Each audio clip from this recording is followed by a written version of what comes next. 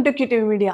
ఆగ్నేయ బంగాళాఖాతంలో ఏర్పడిన తీవ్ర అల్పపీడనం కారణంగా ఏపీకి తుఫాను ముప్పు పొంచి ఉంది. ఈ అల్పపీడనం క్రమంగా బలపడి ఆదివారం నాటికి తీవ్ర వాయుగుండంగా, సోమవారం నాటికి తుఫానుగా మారే అవకాశం ఉందని వాతావరణ శాఖ హెచ్చరించింది. ఈ నేపథ్యంలో ఏపీలోని 10 జిల్లాలకు ఎల్లో అలర్ట్ జారీ చేశారు వాతావరణ శాఖ అధికారులు. ఇక అల్పపీడనం ప్రభావంతో ఇప్పటికే చెదురుమదురు నుంచి భారీ వర్షాలు కురుస్తున్నాయి.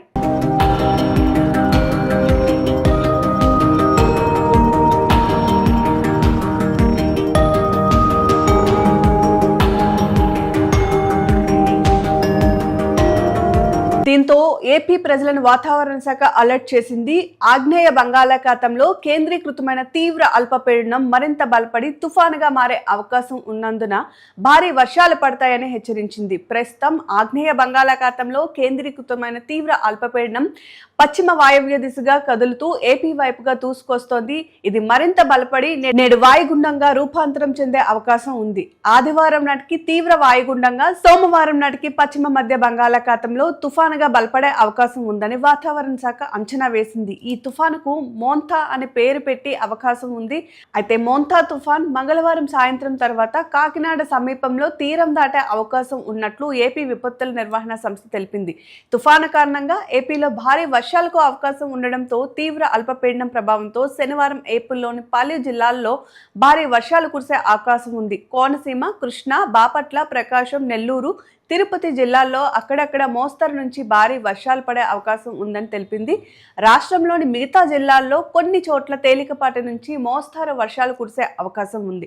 రాగల 3 రోజుల్లో రాష్ట్రంలో వర్షాల తీవ్రత కొనసాగుతుందని ఏపీఎస్డీఎంఏ తెలిపింది. తీరం వెంబడి గంటకు 50 నుంచి 70 కిలోమీటర్ల వేగంతో బలమైన ఈదురుగాలులు వీచే అవకాశం ఉండగా, తుఫాను తీరం దాటే సమయంలో గంటకు 90 నుంచి 110 కిలోమీటర్ల వేగంతో గాలులు వీస్తాయని హెచ్చరించింది.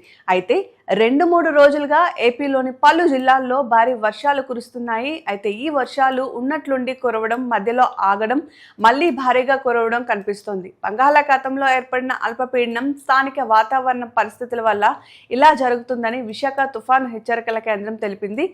ఇక ఇవాళ, రేపు, ఎల్లుండి వర్షాలు ఎక్కడెక్కడ కురుస్తాయని ప్రకటనలు విడుదల చేసింది. ఆ వివరాలు ఇప్పుడు ఒకసారి చూద్దాం.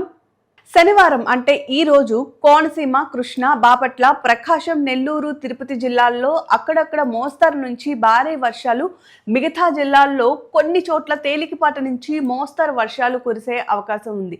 ఇక 26వ తేదీ ఆదివారం గుంటూరు, బాపట్ల, ప్రకాశం, నెల్లూరు, తిరుపతి జిల్లాల్లో అక్కడక్కడ భారీ వర్షాలు, అలాగే కాకినాడ, కోనసీమ, పశ్చిమ గోదావరి, కృష్ణా, పల్నాడు, కడప, అన్నమయ్య, చిత్తూరు జిల్లాల్లో అక్కడక్కడ మోస్తరు నుంచి భారీ వర్షాలు కురిసే అవకాశం ఉంది.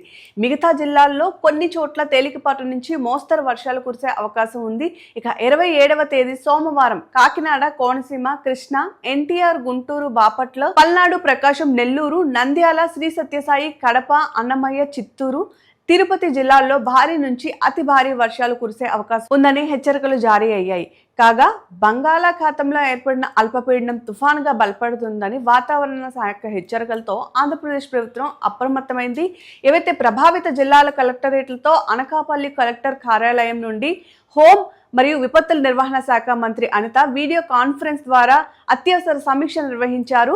ఎలాంటి పరిస్థితుల్లో అయినా సరే ఎదుర్కొనేందుకు కలెక్టర్లు, ఎస్పీలు, ప్రభుత్వ యంత్రాంగం మొత్తం సిద్ధంగా ఉండాలన్నారు. తుఫాను హెచ్చరికల నేపథ్యంలో అధికారులు అప్రమత్తమయ్యారు. ప్రజలు అప్రమత్తంగా ఉండాలని విపత్తుల నిర్వహణ సంస్థ కోరింది. అయితే మత్స్యకారులను సముద్రంలోనికి వేటకు వెళ్లవద్దని అధికారులు హెచ్చరించారు.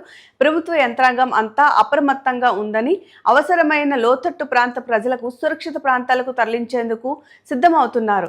అయితే వర్షం పడుతున్న సమయంలో చెట్లు క్రింద, విద్యుత్ స్తంభాలు లేదా ట్రాన్స్ఫార్మర్ల వద్ద ఉండకూడదని అధికారులు సూచించారు. దీంతో ఇప్పటికే ఏవైతే వచ్చేటటువంటి మోంతా తుఫాను ఎదుర్కొనేందుకు మొత్తం ఏపీ అంతా కూడా సిద్ధంగా ఉందని, ప్రజలెవరూ కూడా పానిక్ అవ్వాల్సినటువంటి అవసరం లేదని చెప్పి ప్రభుత్వ యంత్రాంగం అయితే తెలియజేసిన పరిస్థితి మనకు కనిపిస్తుంది.